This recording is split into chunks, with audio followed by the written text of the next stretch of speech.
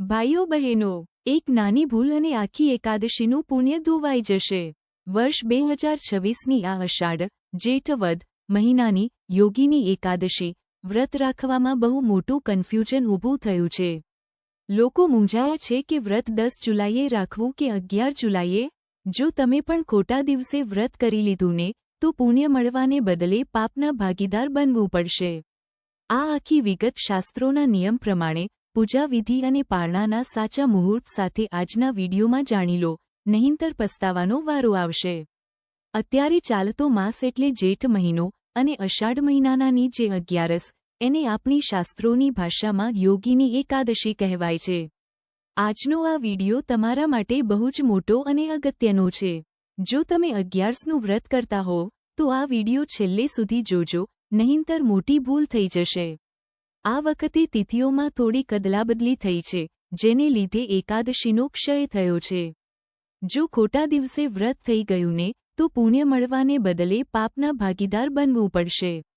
આપણા 12 પુરાણોની ગણતરી કરીને મેં આ આખી વાત સંશોધન સાથે કાઢી છે।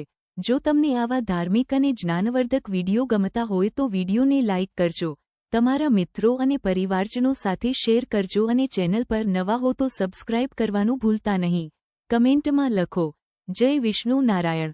જુઓ ભાઈઓ અને બહેનો, આ વખતે 11સ કોઈપણ દિવસે સૂર્યોદય સાથે સીધી મળતી નથી। હવે ઇન્ટરનેટ અને ગૂગલ પર તો લોકો ગમે તેમ છાપી દે છે કે આ દિવસે કરો ને તે દિવસે કરો, પણ આપણે તો શાસ્ત્ર પ્રમાણે ચાલવું પડે ને। આપણા પુરાણોમાં સ્પષ્ટ લખ્યું છે કે દશમી વિદ્યા એટલે કે જે 11સની શરૂઆતમાં દશમ ભળેલી હોય એ વ્રત ક્યારેય ન કરાય।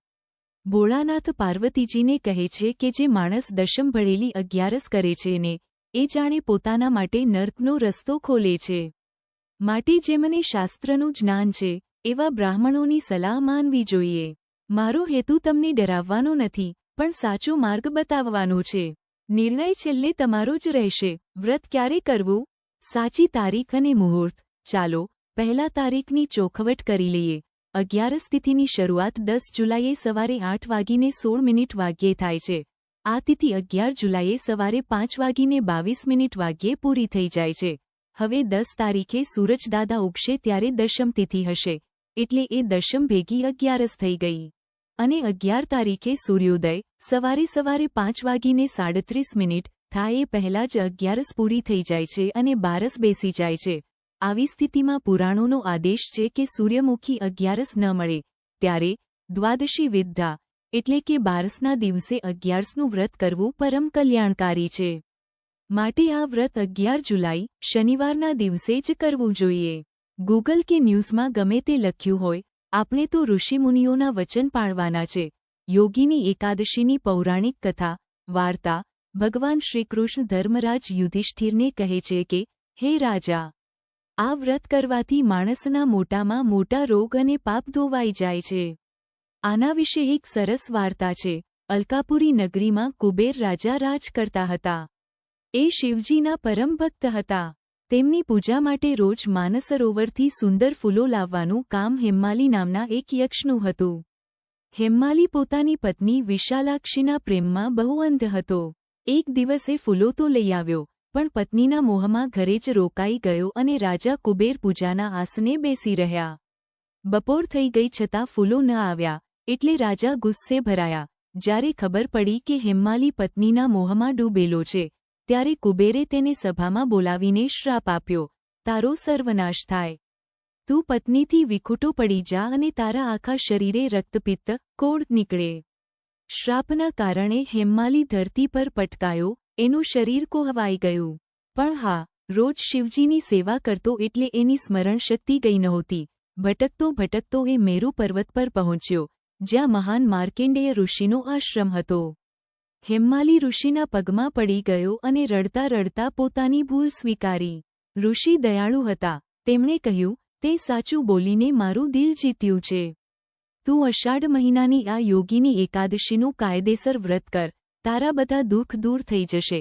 હેમ્માલીએ શ્રદ્ધાપૂર્વક વ્રત કર્યું, જાગરણ કર્યું અને બીજે દિવસે પારણા કર્યા।